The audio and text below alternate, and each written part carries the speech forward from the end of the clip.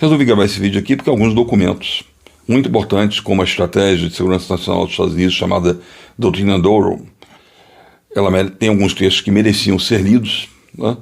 Assim como do discurso do Marco Rubio, que eles convergem perfeitamente com tudo que eu venho falando há muitos anos.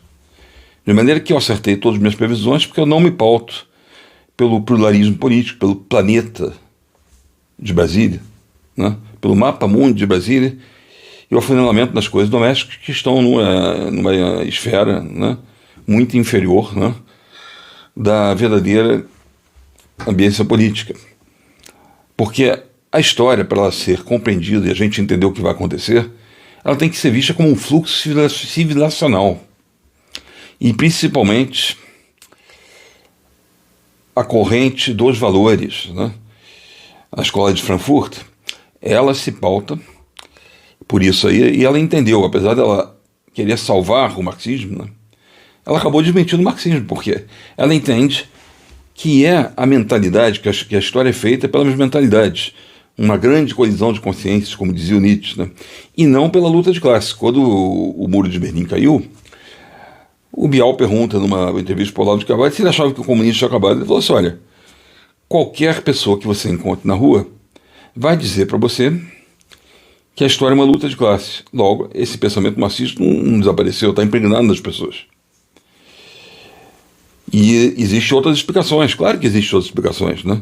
Como a ascendência do transcendente em Vogelin e em Hegel, que a história também é a história da consciência rumo absoluto, mas principalmente isso, que a história é a história das mentalidades. É isso que pauta o homem, o que imprime um comportamento, a cosmovisão dele, o que ele valoriza, que não se reduz, como o marxismo queria, sempre a uma equação estibada em relações materiais, somente. Vejamos, por exemplo, aquelas tribos que são nômades até hoje, possuem terras, mas são nômades, vivem no nomadismo, sendo donas de riquezas petrolíferas imensas. Ou seja, o comportamento e aquilo pelo que o homem luta não se pauta na matéria como eles quiserem. Por isso eles fracassam tanto. Por isso você tem regimes sem povo. Se você fizer um estudo das articulações da esquerda, você vai ver que sempre são um pequeno grupo que vai no fluxo de um estouro de descontentamento, né? Eclode uma revolução, às vezes espontaneamente, e aí depois ele toma o poder e canaliza aquilo. Quando o Kerensky que assumiu lá o diretório, lá na Rússia, havia vários partidos, os mencheviques eram a maioria, os bolcheviques, no entanto, ocupavam postos importantes, como os sovietes, que eram uma espécie de sindicatos onde se reuniam intelectuais, proletários, e tinham muita força. Eles também tinham muita força dentro do exército. Foi assim que eles tomaram o poder, né? Aqueles marinheiros lá de Kronstadt, que o Eisenstein fez o filme, né? Você vai ver também que houve participação popular, sim, na Revolução Chinesa, mas o Partido Comunista começa a guiar aquilo. Ela não nasce como a Revolução Francesa, como uma revolução espontânea, e que depois vão se formando os núcleos, mas vindos daí, dessas fileiras, né? Até a Marselhesa foi criada ao acaso. É apenas um sintoma, né, que a gente vê, da diferença, né? E por acaso também teve o diretório, o que nem se chamava de diretório, mas lá o Barras e os outros que compunham o diretório na Revolução Francesa. Isso aí depois evoluiu para o amadurecimento, né, um amadurecimento, e as forças foram se definindo. Mas não havia um planejamento sistêmico econômico. Havia, sim, a proclamação de valores, a Declaração Universal dos Direitos Humanos e tudo. E foi uma revolução extraordinária. Mas nela também houve Robespierre. E nós temos aqui um Robespierre, né? Nosso Robespierre, Alexandre de Moraes, instaurando o regime de terror, de psicopatia dominante, enquanto que o Robespierre, o original, né, a cópia é sempre falsa, né? Então o original, ele era uma pessoa, ainda que um doido varrido, né, mas ele acreditava firmemente na sua loucura, nos ideais nobres, nos ideais purificadores da Revolução Francesa. Ele era incorruptível, né? O que nós, agora, com as revelações do Master, já temos nossas dúvidas, né, quanto ao Scratch que está lá fazendo a administração do país mediante sua tirânica juristocracia. Aí nós temos a questão da retirada da Magnitsky e das terras raras e a cúpula que vai haver agora entre diversos países da América Latina e outros convidados pelo Trump para fazer um pool para garantir o fornecimento de terras raras e supremacia tecnológica dos Estados Unidos. Isso aí não está sendo olhado, não está sendo falado. O Brasil foi tirado, o Brasil ficou de fora dessa cúpula. E nada disso está sendo visto como o ponto fundamental do nosso destino, porque ele tem conexões com um projeto de mundo das grandes potências. E o que nós temos que ver aqui? Com esse olhar econômico vem também toda a concepção ideológica que Donald Trump está, como um grande estadista, projetando no mundo. E algumas pessoas completamente obtusas, obtusidade misturada com miopia, não conseguem ver nada. Só ficam falando, porque o Alexandre, ele vai lá e dobra o poste com o Alexandre. Isso aqui não é nada, nem significante, perto desse contexto muito maior. Tanto é que logo lhe foi aplicada a Magnitsky. Muitas pessoas ficavam rindo, ficavam, baloninho, o Paulo Figueiredo não é nada, não sei o que. De repente ele estava lá, sentado dentro da Casa Branca, ajudando a pautar a política americana para o Brasil, e os líderes do Brasil não estavam nem sendo recebidos. O que aconteceu? Muito bem, vamos aqui falar do Eduardo ou Eugênio Aragão. Eu me penitencio que eu não consigo gravar o nome dele quando me esqueço de procurar, mas ele fez vídeos ótimos, um advogado especialista na Magnitsky, ele fez vídeos ótimos, e o que ele me chamou a atenção logo que foi retirado da Magnitsky é que algo que ele acertou em cheio.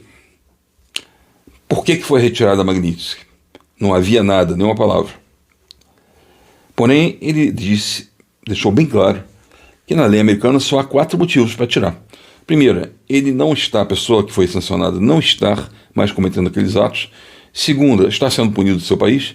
Terceira, não haver provas. Havia prova de soberba sobre todos os abusos do Alexandre, a censura, a chantagem feita com o X, a perseguição imoderada, totalmente parcializada, escolhendo alvos para depois pedir relatórios sobre eles, instaurando a censura e violando todos os direitos humanos. Não há dúvida nenhuma que ele não saiu desses quadros, mas ele foi retirado da Magnitsky. Por quê? Então, os primeiros 3 elementos, primeiras 3 hipóteses, ele não se livraria nunca, por elas ele não se livraria nunca.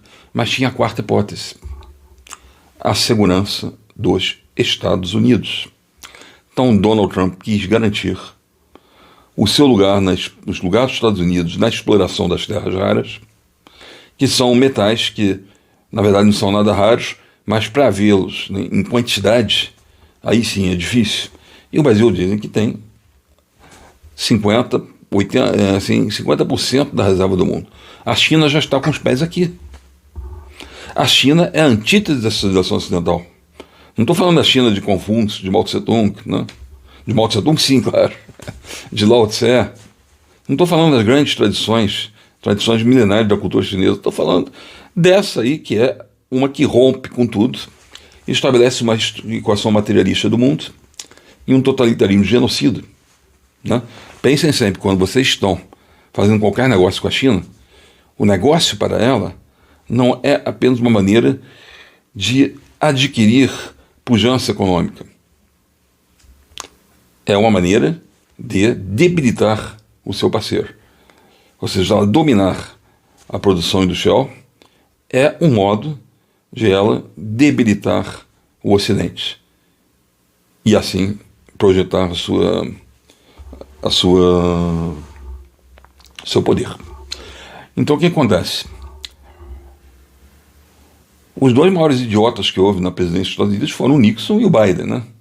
O Nixon muito mais inteligente do que o Biden, e o Biden um imbecil que para se eleger tomou carona no radicalismo da esquerda e trabalhou contra os Estados Unidos, impedindo que a direita ficasse aqui, mandando seus comandados para cá, da CIA, do Departamento de Justiça, William Burns, Victoria Nuland, e ainda achando que essa comunidade global, onde todos são cidadãos do mundo, havia formado um contexto filosófico-cultural superior a todo precedente filosófico. Todos teriam se tornado cidadãos do mundo, como disse Michael Rubin. E aí nós começamos a nos penitenciar pelo que nós fizemos a outras culturas, exploração, como se nós tivéssemos que purgar a culpa de outras gerações, e aceitar a penetração do relativismo cultural, sendo que, como dizia o Carl Smith, né, Estado neutro é fuga de Estado. O Carl Smith ele pode ter sido um canalha, ele pode ter aderido ao nazismo, mas até hoje o direito constitucional, a obra dele, que já existia antes do nazismo, a teologia política, quem é o guardião da Constituição, até hoje ela é estudada. E ele dizia, um Estado que não mantém a sua identidade e, digamos assim, o seu mito fundador, ele não falava isso, mas é aquilo que ele se referia, né, que nos últimos 2000 anos foi a síntese da cultura judaica cristã semítica com a cultura grega, né? Se você não mantém essa identidade, você está aberto a qualquer coisa, como as sociedades abertas do Popper, né? E é por isso que o Soros era admirador do Popper, ele queria ser um filósofo sem nunca ter conseguido ser, sem um pensamento original nenhum, mas ele era colocou o nome dele, Open Society, Sociedade Aberta. Por quê? É a substituição da precedência civilizacional que nós temos pela razão que mede tudo, mas então ela não tem nenhum pensamento próprio. É uma sociedade que ela está completamente apartada de um eixo de compreensão do mundo e como o mundo deve ser, um eixo metafísico, né? E ela consegue digerir todas as tendências. É uma coisa maravilhosa quando você tem um clima de plena liberdade, onde que esse clima, onde essa afeição não se transforma na negação de qualquer tradição, de qualquer identidade. E aonde esse bem-estar coletivo não se torna, na verdade, né, a bigorna que vai ser posta sobre o povo. E ela não começa a coletivizar tal qual o comunismo, tal qual a esquerda. E querer reduzir tudo a um punhado de regras pelas quais todos se sentem cidadãos do mundo, como disse o Rubin muito bem agora em Munique, mediante esse esquema, aqueles países que não estão interessados nessa cidadania do mundo, nessa cidadania sem fronteiras, e na abolição das identidades nacionais que estavam interligadas por esse elo civilizacional do cristianismo, do judaísmo, né, que não estão, eles começam a se preparar, eles começam a colocar as garras e os dentes de fora, enquanto estão aqui os outros falando de direitos humanos e eles adorando isso, né, que eles podem penetrar nessa civilização aqui, desgastá-la por completo, desgastá-la completamente, com, né, o instrumental da esquerda, também com o islamismo, e se fortalece. E o que aconteceu? Vão desintegrando a força produtiva do Ocidente. E o Ocidente vai ficando independente deles. Contra isso, Donald Trump se insurgiu. E o que acontece agora? Ele deixou em banho-maria a questão do Brasil. Por quê? Não foi nada, porque não houve assim, que a população aqui não se comoveu, ela não se mobilizou quando teve a magnitude. Não foi nada disso. Lá no Irã a população se movimentou, morreram 43 mil pessoas e até agora o Trump não fez nada. Pode ser que vai fazer, pode ser que vá fazer. Agora com a intervenção militar acredito que vai fazer, porque ele não é de jogar palavras fortes e não está aqui para brincadeira, que nem os outros presidentes idiotas. Ele vai revitalizar a força do Ocidente e esse é um dos elementos principais. Mas não é isso. É porque ele viu que o Brasil, como não é para amadores, né, ele viu que aqui ia ser muito difícil, uma rápida alteração do poder. E é preciso uma intervenção muito mais forte, como ele fez na Venezuela. Achava que não quer fazer.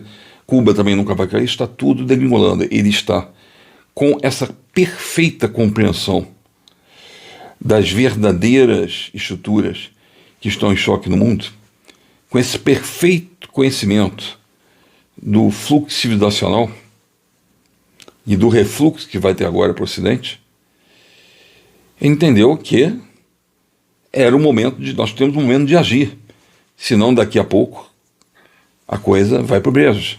Os Estados Unidos se isola completamente, todos os seus inimigos o cercam, e ele já deixa claro na doutrina do ouro que ele não vai deixar o seu entorno ficar na mão de inimigos. Essa é a questão da Groenlândia, essa é a questão de toda a América Latina. Então é muito idiota quem pensa quando ele diz claramente que nós não... O Peter Hegseth também, o senhor que seria o ministro da guerra, né? O Peter Hegseth falou claramente que nós não vamos deixar mais a China aqui no hemisfério ocidental, muito menos na América Latina. Ele é claro quanto a isso. Claro.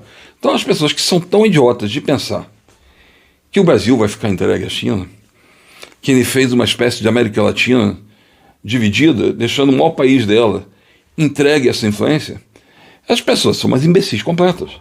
Elas não conseguem ver nada. Então, ficar pensando naquele elemento, naquele mapa mundo de Brasília, como eu falo, né? E aquele mundinho do STF, onde tem pessoas que não têm nem somente o contexto de uma mundialidade histórica, ou pessoas como Barroso, que nunca foram nada no cenário internacional, que a obra não é nem conhecida lá.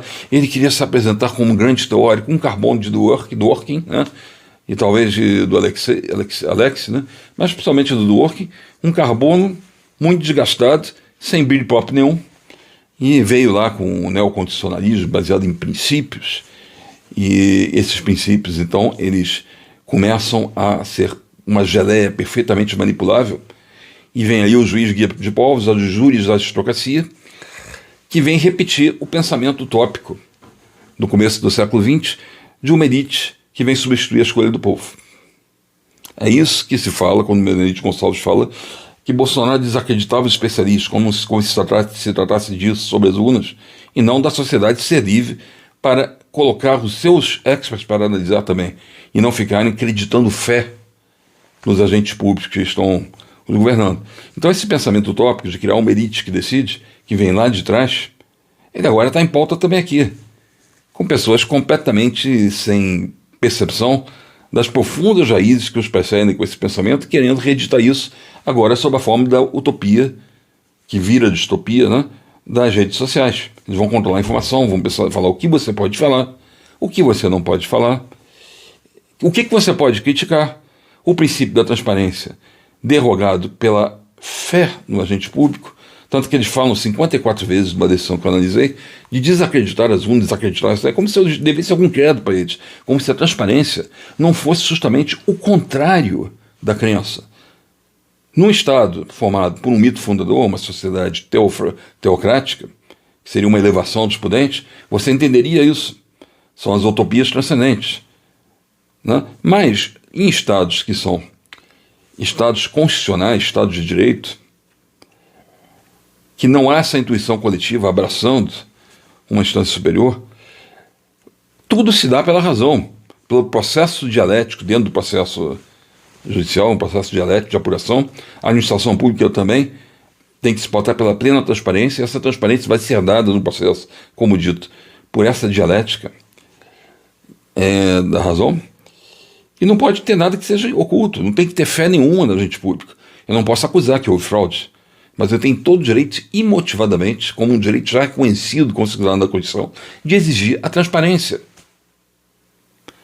Então não existe isso de que duvidar das urnas. Eu posso duvidar de quem eu quiser, só não posso acusar. Isso aí é uma coisa que ficou perdida nesse mar de tacanha e ignorância, né? De pensamento mesquinho, amesquinhado, dentro das letras jurídicas para dominar firmamentos imensos. Né? E só podia dar no que deu.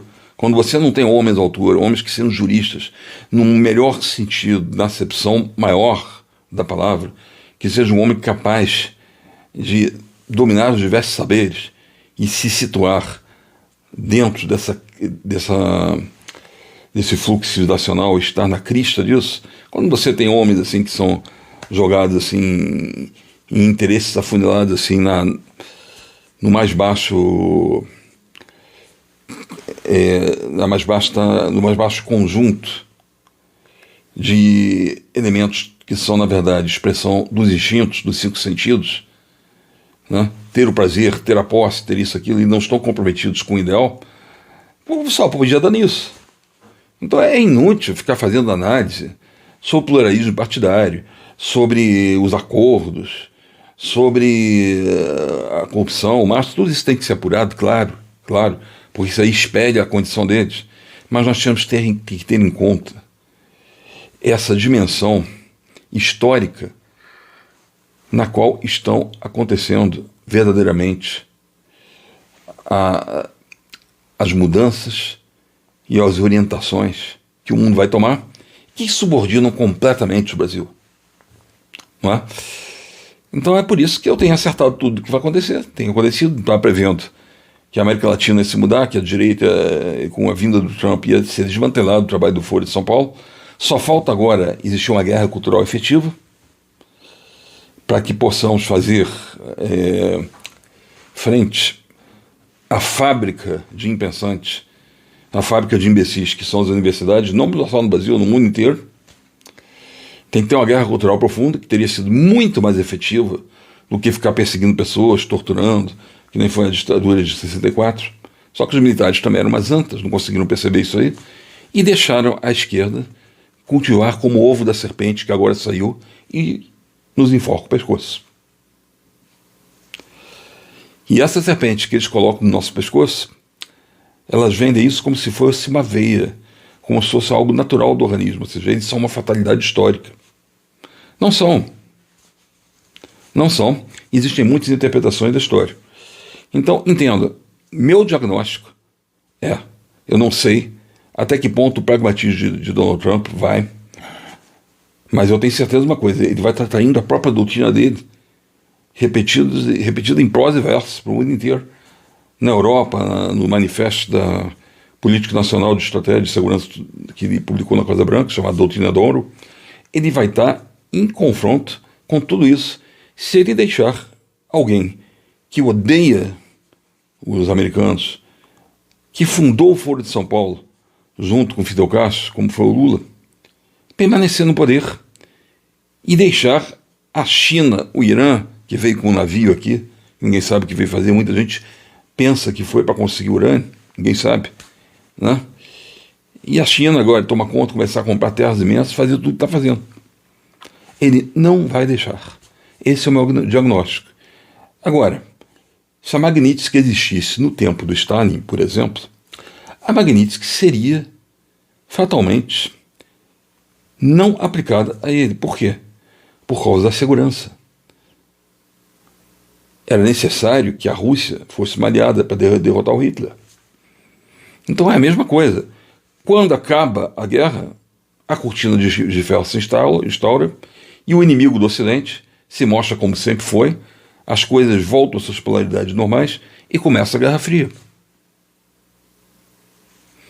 Agora é a mesma coisa com as terras raras. Só que, vejam bem, o Lula já falou que não aceita esse modelo, não vai ficar sendo colonizado, ele quer que instaure a tecnologia aqui. Vocês acham que o Donald Trump, esperto do jeito que é, inteligente do jeito que é, que já viu que sempre que os Estados Unidos fez acordos com o mundo comunista, ele saiu perdendo todas as suas fábricas, todo esse investimento, toda a sua produção? Vocês acham mesmo que ele vai dar esse passo em falso? Eu tenho certeza que o soft power, que nem o Biden fez aqui também contra o Bolsonaro, com sinais trocados agora está sendo feito. Nós sabemos que o staff da Casa Branca telefonou para vários deputados para aprovar a dosimetria. Nós sabemos que um dos maiores na hierarquia da CIA esteve visitando a Polícia Federal. E nós já estamos vendo uma Polícia Federal que não está tão subordinada, né, ao poder. Aí vemos de Mendes, alguma coisa desandou na relação entre a PF e o STF, que a PF quis revidar.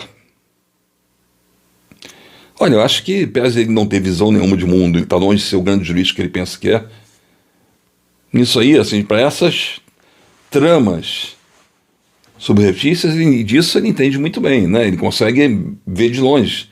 É o elemento no qual ele trafega, né? É um acordo ali, ele tem a polícia faz o acordo aqui, e nós vamos fazer assim para manter o poder. Não estamos na frente de homens realmente de escola, de homens alçados acima do estado ordinário do homem, mas pelo menos intelectualmente acima, né? Não estamos na presença disso. Então ele está certo, ele está vendo, ó, houve uma maquinação que não deu certo, só que dessa vez ele não vai conseguir deter, não. Esse é o que eu acho. Eu acho que tem uma força civilizacional, uma força histórica, um jogo muito maior, muito mais transcendente. A minha formação em direito, não sei se eu tenho a honra e a altura de poder ser qualificado como um jurista também, no sentido que meu pai sim era, né, de uma cultura extraordinária, né, e não acho que eu esteja ali, mas pelo menos eu consigo ver que isso aí não são, né, mas pelo menos eu consigo discernir dentro da minha formação os alicerces, as colunas que sustentam o mundo melhor do que essa turma. Então o meu diagnóstico eu posso estar redondamente errado, eu sei disso, não vou me jactar aqui como esses profetas de internet, né? Mas o estudo da filosofia, o estudo da história, ele nos leva a enxergar muito bem o que está acontecendo.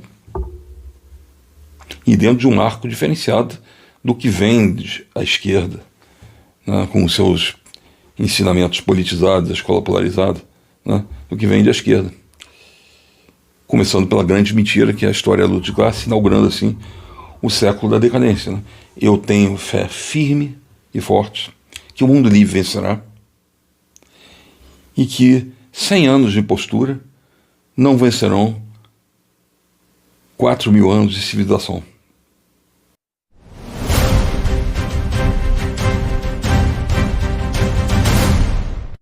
Eu havia interrompido o vídeo, aliás, finalizado o vídeo.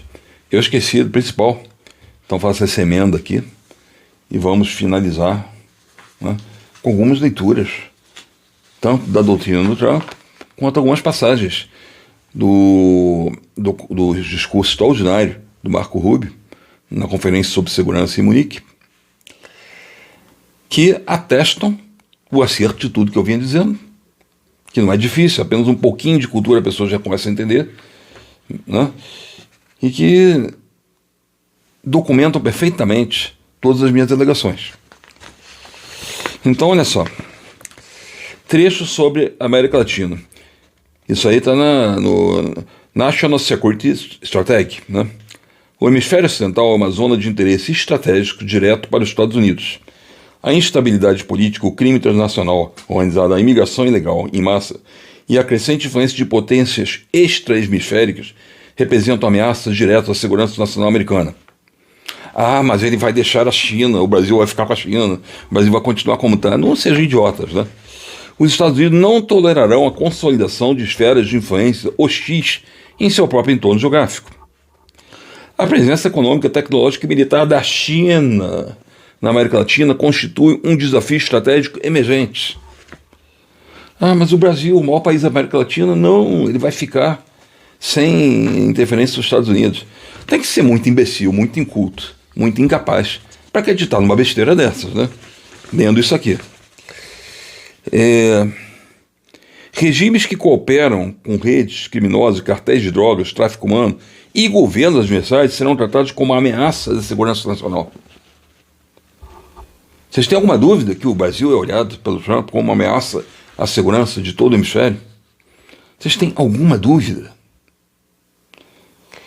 Vocês acham que ele não vai fazer tudo para que essa eleição chegue em 2027 com o Flávio Bolsonaro no poder e que vai fazer tudo para apartar todo esse mecanismo de controle aqui, esse elogio do Gilmar Mendes? Mas já se viu um garantista, alguém que está dentro da tradição ocidental, que se dizia, né, como um jurista disso aí, ser tão medíocre, tão incapaz de perceber isso aí e ter a pachorra de elogiar a repressão no governo chinês, que está completamente divorciado, não divorciado, que antes não teve nenhuma união, mas que está completamente alijado de todo o espectro civilizacional que nós temos, as origens. Quando ele fala isso, ele está atraindo o verdadeiro ser do STF e da nossa instituição para a epiderme, para fora. Está mostrando realmente que eles são sem capacidade nenhuma de serem os guardiões dessa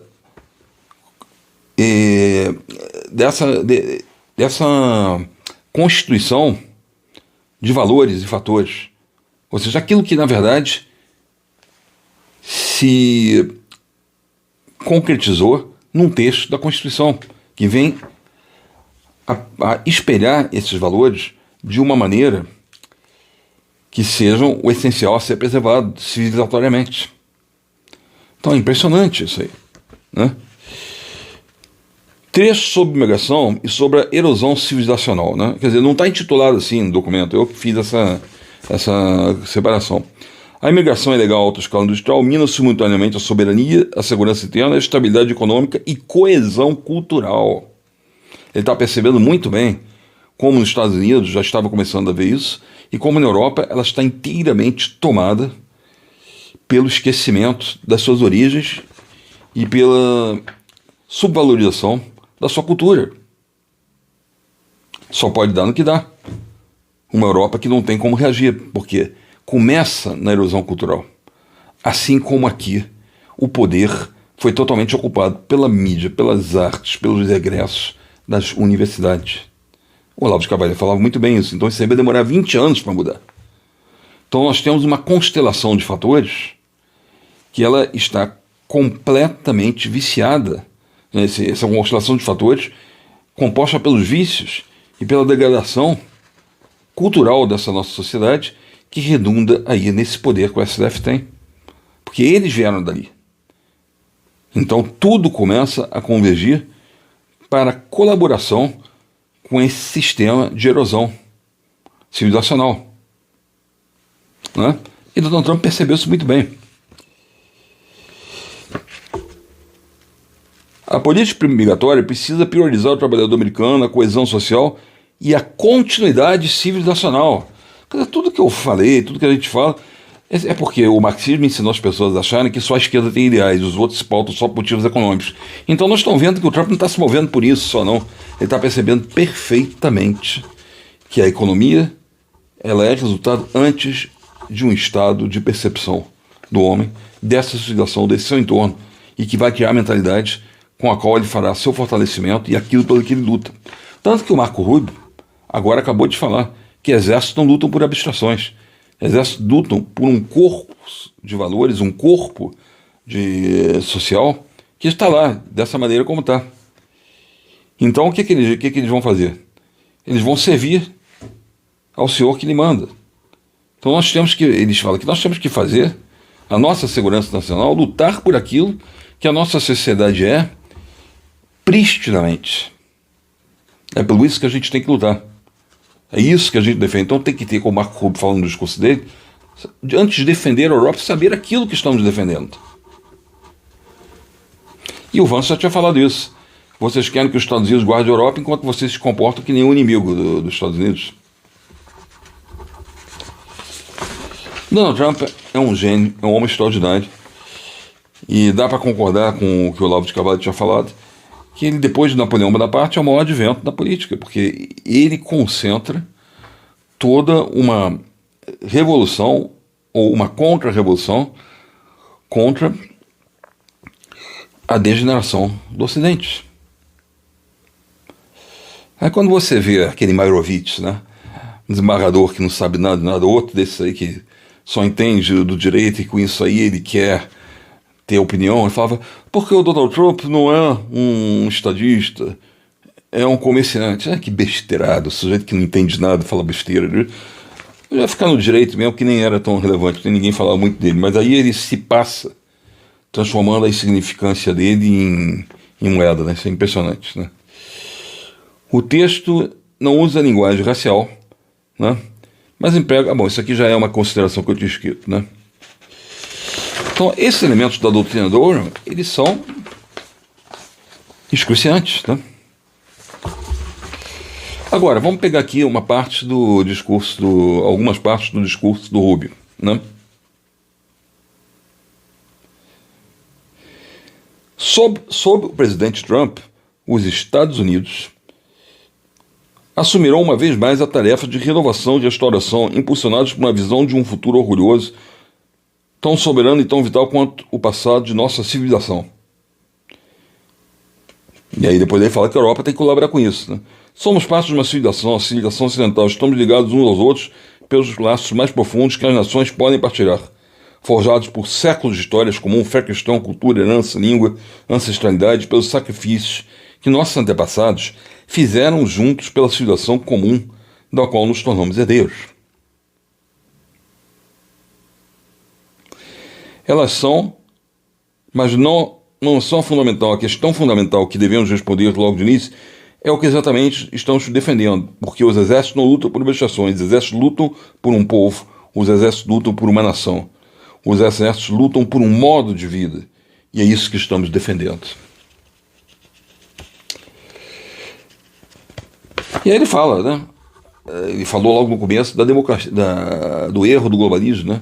Pensando que todos agora são cidadãos do mundo, que será muito bonito, mas como isso contribuiu para enfraquecer a tradição que estava no fundo de cada nação e transformar tudo numa miscelânea que venha corroer o tecido do Ocidente, né? E tem outras coisas bem interessantes aqui. Não podemos mais colocar a chamada ordem global acima dos interesses vitais do nosso povo e das nossas nações. Não precisamos abandonar o sistema de cooperação internacional que criamos e não precisamos desmantelar as instituições globais da antiga ordem que construímos juntos. Mas estas devem ser reformadas, estas devem ser construídas. Por exemplo, as Nações Unidas ainda têm um enorme potencial para ser uma ferramenta para o bem do mundo. Mas não podemos ignorar que hoje, nos assuntos mais urgentes que temos perante nós, ela não tem resposta e não desempenhou praticamente nenhum papel. Não conseguiu resolver a guerra de Gaza, fala que não resolve nada da Ucrânia. E por quê? E por quê? Ora, está tomada pelos países islâmicos, tomada pela China. Recentemente, o Irã foi colocado na vice-presidência de um órgão lá dentro que é para cuidar da democracia e da igualdade de gênero. O país que acabou de matar 43 mil pessoas que se insurgiam contra essa ditadura. Quer dizer, a ONU virou uma palhaçada. Então, ser considerado genocídio dentro da rua por essa entidade, que inclusive agentes dela guardavam pessoas como reféns lá em Gaza, né? Agentes, né, que trabalhavam em suas agências. Ter o Tribunal Penal Internacional, no qual o Trump deu um bom tapa na cara, né? E com esse que era um procurador que também perseguia, né? Então, isso não significa nada, a ONU não é mais nada. A ONU deixou de ter sua função, poderá voltar a ter.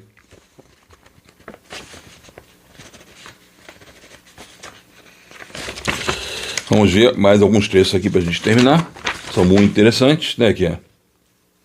Queremos aliados que se orgulhem da sua cultura e do seu patrimônio, que compreendam que somos herdeiros da mesma grande e nobre civilização, que juntamente conosco estejam dispostos a ser e sejam capazes de defender. Novamente ele falando que a Europa e os Estados Unidos são uma mesma civilização. Claro que são. A mesma rede de valores, né? A mesma ambiência que gera o modus pensandi, que vem desde a cultura grega. Não tem diferença nenhuma nisso, né? Então é claro que o Brasil também está inserido nessa ordem ocidental, né?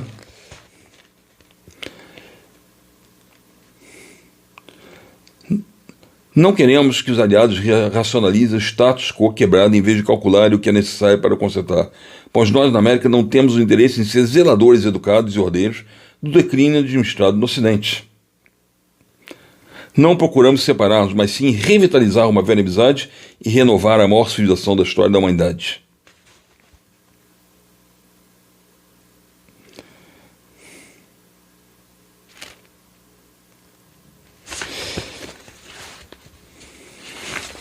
Portanto, uma época de manchetes que anuncia o fim da era transatlântica que seja sabido e claro para todos que este não é o nosso objetivo nem o nosso desejo, porque para nós americanos a nossa casa pode estar no hemisfério ocidental, mas seremos sempre um filho da Europa.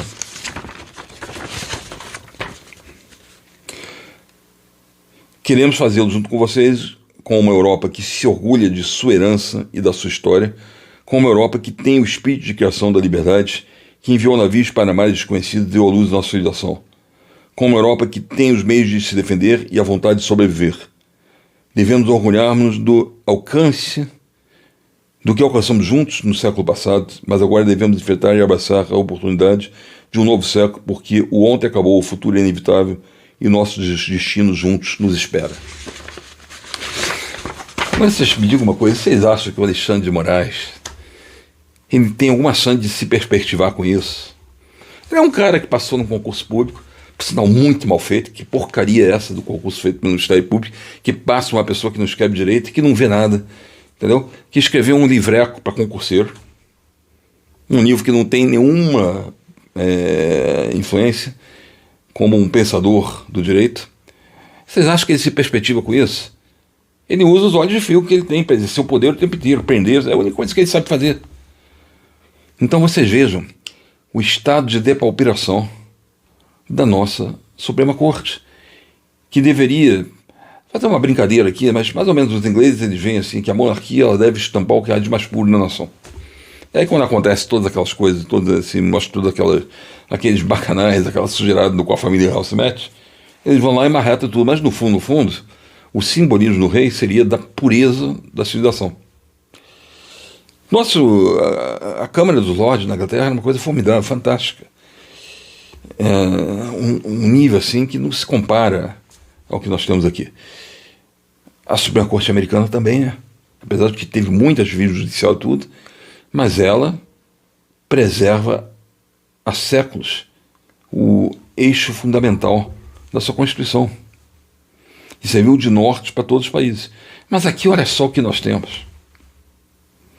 Está havendo esse movimento de revivescência da cultura ocidental, enquanto isso nós tivemos lá, não porque o Alexandre de Moraes, não só culpa do Alexandre de Moraes, tá? O Alexandre de Moraes, o poder dele acaba quando essa força que está fazendo o mundo agora, né, se tensionar, quando ela se manifestar aqui. Antes disso também, não há muito o que fazer, nunca acredito em nada que vai ser feito, só acredito mesmo que os Estados Unidos, por causa disso tudo que nós lemos aqui, eles vão vigiar de perto essas eleições e esses pequenos homens estatais vão ser afastados completamente. Pode ser que o Brasil entre numa era de ouro, mas os donos do poder no Brasil, assim como na Venezuela, ainda tem muito que dar para a nossa infelicidade. As caixas políticas e tudo isso, nós vamos precisar de muito tempo para reinventar a sociedade brasileira dentro de um compromisso de elevação moral e espiritual também, né? Mas não quero nem falar de espiritual para não falarem que eu estou fazendo um discurso fideísta aqui. Então, pelo menos essa caracterização moral, que, claro, é concêntrica a uma visão metafísica e espiritual, mas não vamos entrar agora dentro desses termos, né? Ainda mais conversar com gente, né, que às vezes confunde, né, todo o lastro metafísico da civilização ocidental com algo sentimentalista e acho que pode terminar em duas palavras ou colocar numa latinha, né, como teve no desfile, né, a família sem entender o antecedente imenso desses conceitos, né, é realmente uma coisa lamentável e dura de fazer, né? Mas isso aí fica para uma outra ocasião. Obrigado.